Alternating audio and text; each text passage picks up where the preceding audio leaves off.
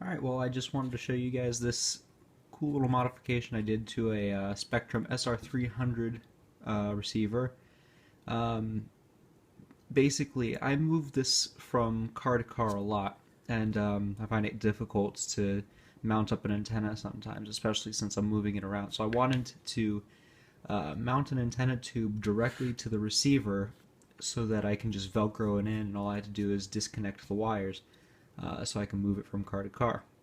And I've seen a couple forum posts and images of people who have mounted an antenna tube mount directly to the top of the receiver by screwing it onto there. But I had a simpler idea, and actually when I first saw this receiver I thought you could do it, but you can't. I thought that this hole that the antenna is coming out of it is big enough that you can just fit an antenna tube directly into it, and it would just all be its own little package, but it's not.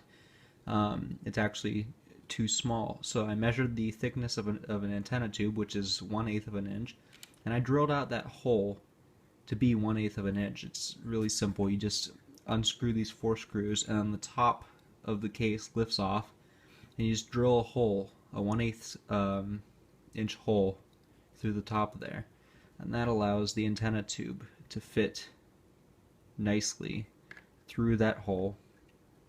So then once you put it all back together, you can just slip a tube onto there.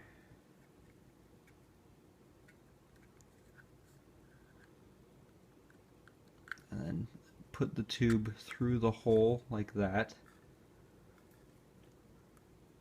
and put one of these little rubber caps, antenna tube caps, on the end just to hold the wire. And there you go. You have a nice, it's not really sealed, but it's a nice little package here that you only have to worry about unplugging and unvelcroing it from car to car.